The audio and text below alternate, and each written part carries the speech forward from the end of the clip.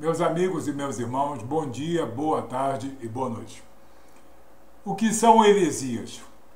Heresias são afirmativas, são pensamentos, são conceitos que não correspondem à verdade das Escrituras Sagradas. Porque nas Escrituras Sagradas e unicamente nelas está a nossa ortodoxia, ou seja, o nosso padrão ouro, o nosso padrão espiritual para a salvação, para a redenção, para a nossa vida cristã, vida espiritual cristã.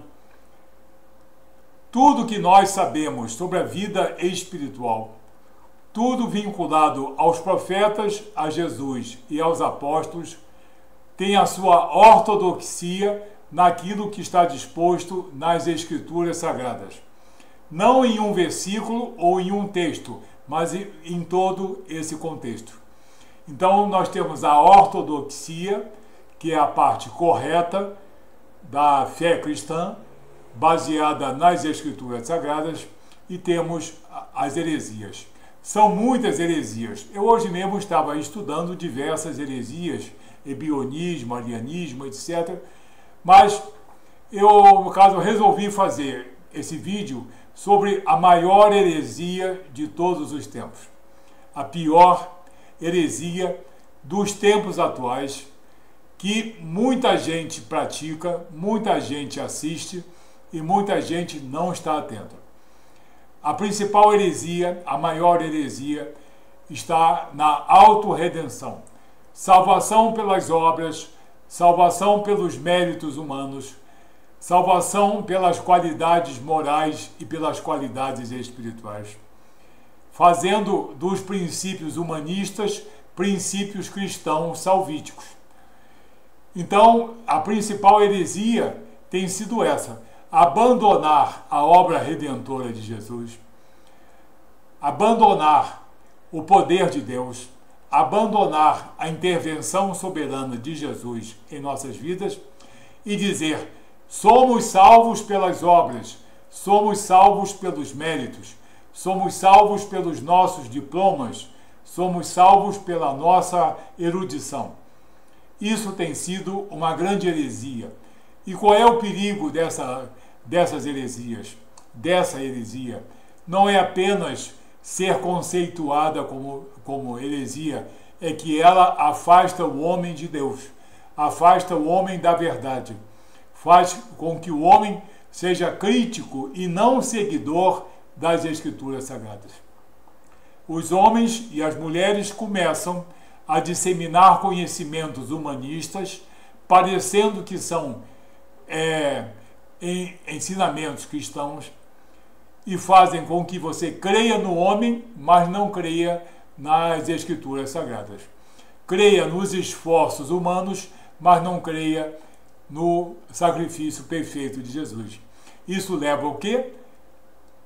A uma outra salvação? Não, não existe outra salvação. Isso tudo leva à condenação eterna. Então essas heresias, e principalmente essa, salvação por obras, observação de lei de débitos karmáticos, vidas sucessivas, salvação pelos conhecimentos humanos, pela retidão moral, isso tudo não passa de heresia.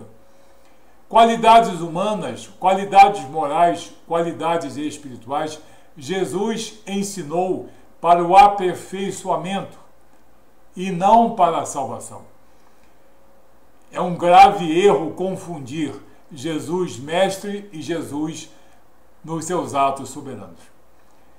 E ser bom, ser caridoso, ser honesto, ter qualidades morais, ter qualidades espirituais, não é apenas ensinamento cristão, é ensinamento secular, é ensinamento humanista. Todos nós temos o direito e também a obrigação de buscarmos as qualidades morais e as qualidades espirituais dentro dessa ortodoxia escriturística. Eu estava lendo aqui a Bíblia e eu me preocupei com a salvação. já que nós falamos numa pretensa salvação por obras, eu estava vendo aqui sobre as heresias. E eu estava buscando a palavra redenção.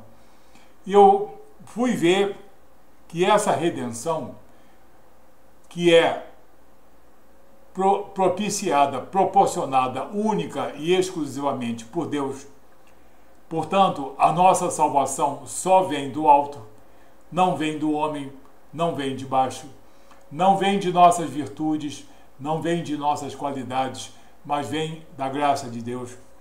Eu achei aqui um bom exemplo em dois salmos que mostram que já no Antigo Testamento, mesmo antes, portanto, do nascimento de Jesus, mesmo antes da obra redentora de Jesus, os judeus conheciam que existe a salvação, e essa salvação vem do alto monergisticamente, ou seja, por ato e vontade única e soberana de nosso Deus. Hoje, mais especificamente, Jesus e ação do Espírito Santo de Deus. O primeiro é o Salmo 19, verso 14. O que diz o Salmo 19, verso 14? Sejam agradáveis as palavras da minha boca e a meditação do meu coração perante a tua face. Perante a tua face, Senhor, rocha minha e redentor meu. Rocha minha e redentor meu. Rocha significa o quê? Firmeza. E redentor significa o quê? Libertador, salvador, aquele que redime. Aquele que redime. O outro salmo foi o Salmo 78, verso 35, em que eu encontrei a mesma coisa praticamente. E se lembravam de que Deus era a sua rocha, e o Deus Altíssimo, o seu Redentor. E o Deus Altíssimo, o seu Redentor. Não homem, nem rei, nem príncipe, nem sacerdote, mas Deus. Então, antes do nascimento de Jesus, já no Antigo Testamento, já se conhecia que a salvação, a redenção, a remissão de nossos pecados viria por ação soberana de Deus, por ação soberana do alto, monergisticamente. Muito bem. Lendo esses dois salmos, nós fomos ver o seu original hebraico e nós encontramos a palavra redentor ou remidor. E nós encontramos a palavra hebraica Gaal. Gaal, que significa redentor, aquele que é remidor, aquele que resgata. Muito bem falou Jesus no Evangelho de Lucas, capítulo 24, versículo 44, que era necessário que se cumprisse tudo o que está escrito na lei de Moisés, nos profetas e nos salmos. Jesus está, então, aqui endossando o que nós estamos dizendo, que nos profetas e nos salmos já estava presente a obra redentora de Jesus, já estava presente a redenção, já estava presente a salvação vinda do alto, vinda de Deus e nunca vinda de homens. Gaal, redentor, remidor. Então, no Antigo Testamento já era conhecido que a salvação só poderia vir do poder de Deus. Muito bem. No Novo Testamento, nós temos diversas passagens de Jesus e dos apóstolos falando que a nossa reconciliação com Deus, a nossa salvação, a nossa redenção, a nossa remissão depende também da intervenção soberana de Jesus em nossas vidas. Hoje, a atuação de Jesus, por intermédio do Espírito Santo de Deus, conjugado com a palavra redentora. O primeiro exemplo de que a nossa redenção não vem de obras, não vem de homens, não vem de méritos humanos, mas vem soberanamente por intermédio de Jesus, nós temos o que Jesus disse no Evangelho de Marcos, capítulo 10, versículo 45. O que diz Jesus sobre a sua missão? Diz: porque o Filho do Homem também não veio para ser servido, mas para servir, e dar a sua vida em resgate de muitos, em resgate de muitos, em redenção de muita gente. Não de todos, mas de muitos. Polis. Então, o próprio Jesus diz que ele veio dar a sua vida para a redenção de muita gente. E também examinando esse texto, agora que foi escrito em grego, nós encontramos a palavra lutron. Lutron, que significa preço de resgate ou preço de redenção. É o preço que é pago para você libertar um ou mais escravos. Jesus pagou o preço de redenção. Jesus pagou o lutron, que foi o derramamento de seu sangue sagrado em favor de nós pecadores. Então, palavras de Jesus. O resgate do homem não vem por méritos humanos, mas vem pelo sacrifício perfeito de Jesus na cruz. É o próprio Jesus quem diz, e muita gente não aceita e muita gente pretende deturpar. Mas a palavra de Deus é mais poderosa do que qualquer presunção humana. Temos um exemplo aqui do apóstolo Paulo, na carta de Paulo aos Romanos, capítulo 5, versículo 8, em que o maior apóstolo de todo o cristianismo afirma: mas Deus prova o seu amor para conosco em que Cristo morreu por nós. Cristo morreu por nós, sendo nós ainda pecadores. Cristo morreu por nós, Cristo nos redimiu, Cristo sacrificou-se em nosso lugar, por nós sermos virtuosos? Não, por nós sermos pecadores. Então aqui, agora, depois de Jesus, o apóstolo Paulo diz que Cristo morreu por nós, sendo nós ainda pecadores. Aonde estão as virtudes do homem? Aonde estão as qualidades morais e espirituais do homem salvo? Nós temos aqui, sim, o poder remidor de Jesus, a obra redentora de Jesus, a sua entrega voluntária e perfeita para o resgate de muita gente pecadora, não de gente virtuosa. Nós temos também, para citar um outro exemplo, o apóstolo João, o apóstolo amado de Jesus, o apóstolo dileto de Jesus. João diz em sua primeira epístola, em 1 João capítulo 4, versículo 10, diz a mesma coisa equivalente. Ele diz: nisto está o amor, não em que nós tenhamos amado a Deus, mas que ele nos amou antes e amou mais. Mas que ele nos amou a nós e enviou o seu Filho para propiciação. O que é propiciação? Sacrifício, holocausto. E a palavra utilizada pelo apóstolo João é hilasmos. Hilasmos significa única e exclusivamente sacrifício, propiciação, holocausto. Enviou seu Filho para propiciação, para expiação pelos nossos pecados. Então nós temos assim, no Antigo Testamento, citando apenas 2 salmos, que os judeus já sabiam que a redenção do homem não vem do homem, mas vem de Deus.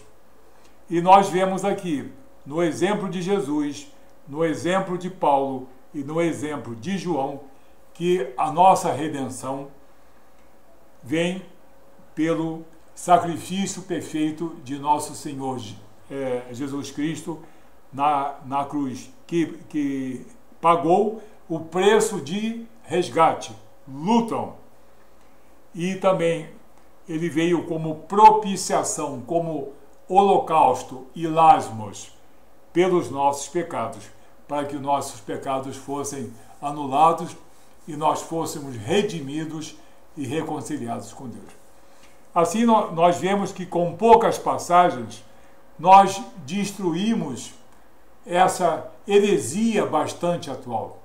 Uma heresia que tira as honras do nosso Redentor e procura colocar a honra nas virtudes humanas. Virtudes humanas, conhecimento humano, qualidades morais e qualidades espirituais não estão sendo menosprezadas, mas elas são para o nosso aperfeiçoamento.